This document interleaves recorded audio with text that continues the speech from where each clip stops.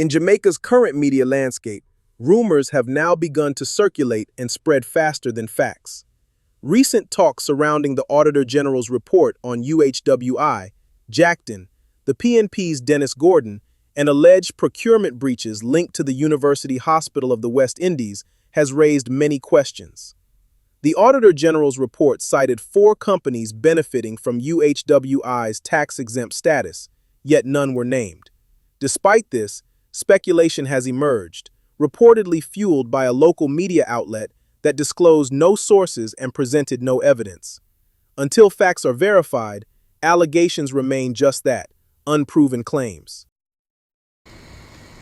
The dialysis machines that were purportedly imported by the University Hospital of the West Indies. I have some new information. So apparently, these machines were imported by the University Hospital of the West Indies, ostensibly so, but they were not imported by the University Hospital of the West Indies. Sounds confusing? Is because something went down. According to the Auditor General, the University Hospital's tax-exempt status was abused, corruptly used to bring into the island dialysis machines and other stuff. Yes. And a private medical facility is using those facilities or was party to the abuse of the UHWI's tax-exempt status. And now we're learning that it's not 10 dialysis machines that were brought in. It was 12. 12. Yeah. And we're also learning, yeah, that other items were brought in, and the duty that should have been paid, if they had done it legally, should have been $11 million. They end up paying $1.1 million and denied the Treasury $10 million. So it's a case now where I gather it's now the subject of a criminal investigation by CTOC. Yeah, I gather CTOC, the Organized Crime Investigation Division, is involved now because apparently the 12 dialysis machines are at a private medical facility somewhere in St. Andrew. Yeah, somewhere in St. Andrew. And I gather the matter is now the source of tension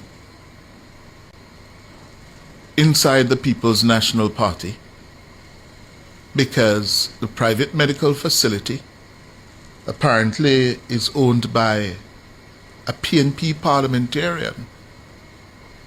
And I gather the PNP leader, Mr. Mark Golding, is furious about the turn of events. And it's not known how this is going to end up. It's not known. Right now, it can go anyway. But what is known and what is being said to me by sources is that Mr. Golding, the opposition leader, has been made aware of this. And he is furious with the PNP parliamentarian. Yeah. The PNP leader, Mr. Mark Golding, responded to such rumors during a recent press conference held to address the serious issues uncovered in the Auditor General's report surrounding the University of the West Indies. In relation to the university hospital matter, I realize that the media is fixating on the allegation made by one media house. But when you look at the report, there are many important issues in that report that need to be addressed and should not be swept under the carpet.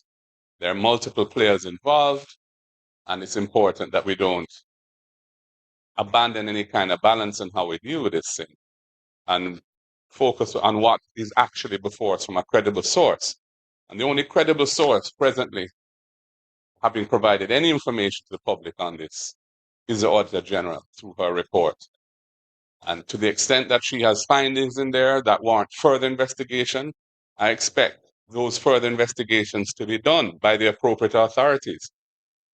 And when they make their findings, we will address them. But at this point, we're not proceeding on the basis of speculation, character assassination, or anything of that nature. As I said, I have spoken to the persons involved. They have given me certain assurances, and at this juncture, I'm waiting to see how the matter develops in light of the report that we have, which is the Auditor General's report. Thank you so much for that. As the leader of the opposition said earlier, we are not in any position to confirm or deny or substantiate anything that has been said by a particular media house about this topic. All we have is what the Auditor General has put on the table. The Auditor General's document has not named the company you sought to name just now. We would not be irresponsible to bring information and speculation to the table right now without further, because that is injurious to all parties involved. As the leader said, his principle and the principle of the People's National Party is that the chips will fall where they lie. All parties are aware of this position. At the press conference, several members of the media repeatedly questioned unconfirmed allegations for which there was no verified evidence or disclosed source. Mark Golding and Nikisha Burchell consistently emphasized that these claims were only allegations. They confirmed that the rumors had been raised with the PNP member, who has been speculated to be linked to one of the 4 unnamed companies referenced in the UHWI Auditor General's report.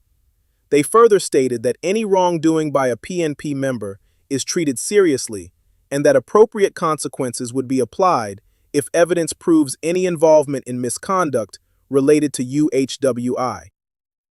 The PNP's Region 3 chairman and Member of Parliament for East Central St. Andrew, Dennis Gordon, in relation to a procurement scandal. This information was incorrect. Neither Mr. Gordon nor any company associated with him has been implicated in the procurement scandal. TVJ News regrets the error and apologizes to Mr. Gordon for the erroneous report. While this matter involving the University Hospital of the West Indies rightly demand transparency and accountability, fairness and verification must come first. When public trust and individual reputations are at stake, responsible journalism and proven facts must always guide the conversation.